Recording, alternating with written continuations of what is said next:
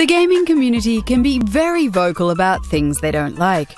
So when publishers and developers really mess up, you can expect a massive backlash. Here are 10 controversies that outraged gamers.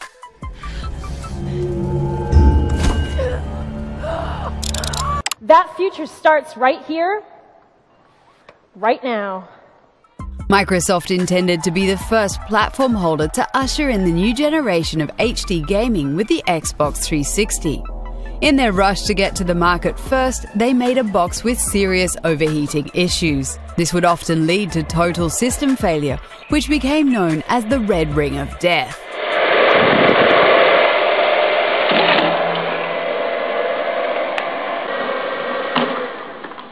Microsoft worked to fix these issues and was generous enough to extend warranties and replace malfunctioning units. However, the massive amount of broken Xbox 360s was a huge controversy that plagued gamers for years. This is it, Xbox One. Microsoft completely messed up the reveal of the Xbox One in 2013. The console was supposed to have strict DRM policies that made it impossible to trade games between console owners. The Xbox One also needed to be connected to the internet once every 24 hours to prevent it from locking up your game library. Fortunately, we have a product for people who aren't able to get some form of connectivity. It's called Xbox 360. Right. So stick with 360, that's your message if you don't, like it? If you have zero access to the internet. Gamers were having none of it, and it became such a controversy that Microsoft completely reversed all their policies before releasing the console. Sony, on the other hand, had a field day and didn't hesitate to make a mockery out of their competitor. This is how you share your games on PS4.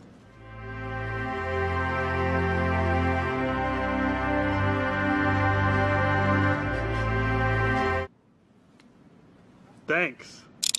Oh, you just come up with ideas and then you have a game. It's awesome. Good old Phil Fish is no stranger to controversy. The independent game designer behind Fez caused outrage in 2012 when he said that Japanese games sucked. What do you think about the recently Japanese game? Is it what is about Japanese games that inspired us? Recent. Recent. I'm sorry. They suck. I'm sorry. Like, you guys need to get with the times and make better interfaces and like update your technology. We're totally kicking your ass. Back then, you guys were the king of the world, but... He outdid himself a year later when he rage quit the internet and cancelled Fez 2. Fish got in a Twitter fight with Game Trailers host Marcus Beer that escalated quickly. The argument culminated with Fish writing, "I'm done," Fez 2 is cancelled, goodbye, and locking his Twitter account. Phil Fish is currently working on a VR-based Tetris clone called Super Hypercube. Now the space envelops you completely. It's not just a magic window. You're not just peering into this world. You are in the world.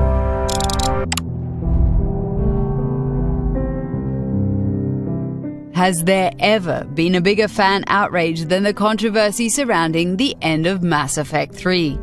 The underwhelming climax of the Mass Effect trilogy upset gamers who were led to believe that their choices actually matter.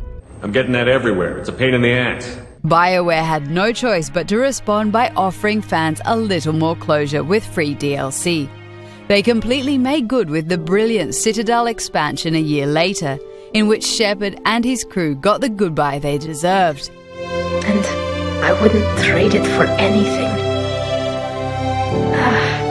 We've had a good ride. The best.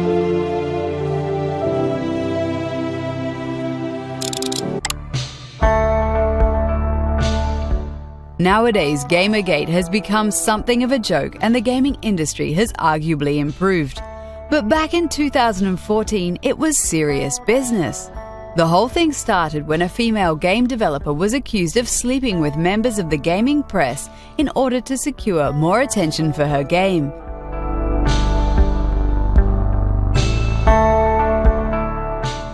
This resulted in an online riot that escalated from angry comments to boycotts and threats against multiple women in the game industry.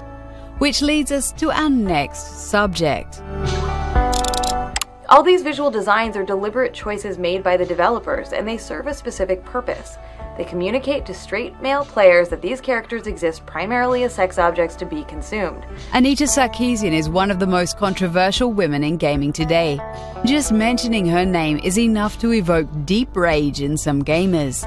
The feminist is famous for her Tropes vs. Women in video games series on YouTube, in which she examines the depiction of female game characters. Regardless of whatever absurd explanation a game might provide, it should go without saying that the only real functionality of outfits like this is to titillate the presumed young straight male player base.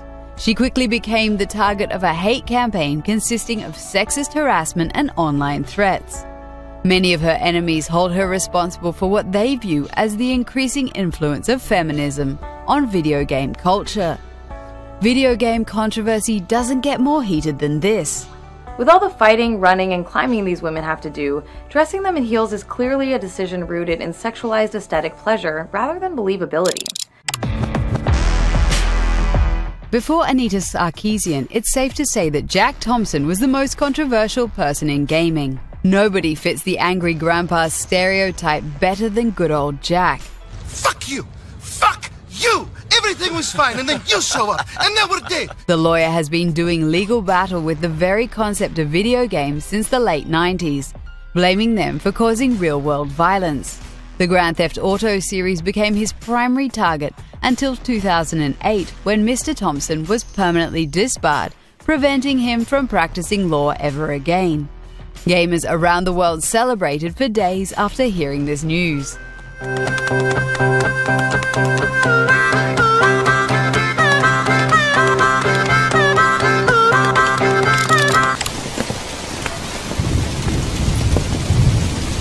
gentle, of course. Konami is the #1 big bad publisher of 2015, as far as most gamers are concerned. They fired the beloved creator of the Metal Gear Solid series in the worst possible way, and even went as far as removing his name from the box. Then they went on to cancel the hugely hyped Silent Hills game, and pulled the popular demo PT as well. Their upcoming game Metal Gear Survive is getting lots of negative feedback, and many fans of the series have said to boycott the title when it comes out. You reap what you sow, Konami.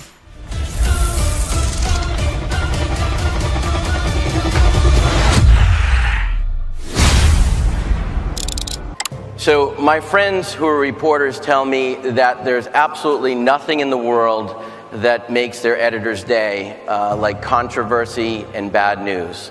So to all our esteemed members of the press, I say, you're welcome. In 2011, information from over 70 million registered users of the PlayStation Network had their personal finance details compromised or stolen.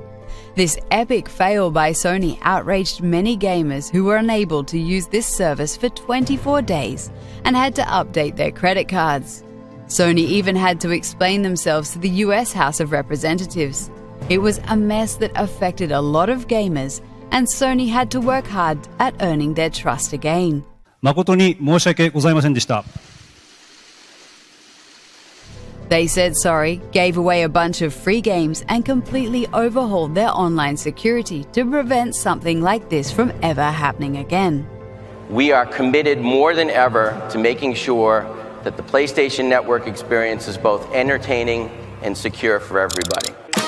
Don't miss a thing with the All Access Pass for Connect Sports Season 2. We're pretty used to them now, but online passes and microtransactions were very controversial back in 2010.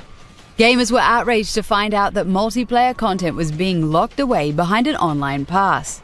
Microtransactions were also seen as further evidence of nickel-and-dime tactics by greedy publishers.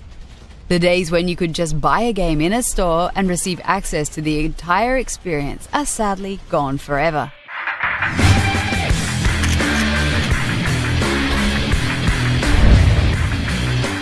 Which video game controversy disgusted you the most? Let us hear what you have to say in the comments section. And don't forget to like this video and subscribe to the channel. I'm so sorry. Did you look at his face? Look at what you did, Phil.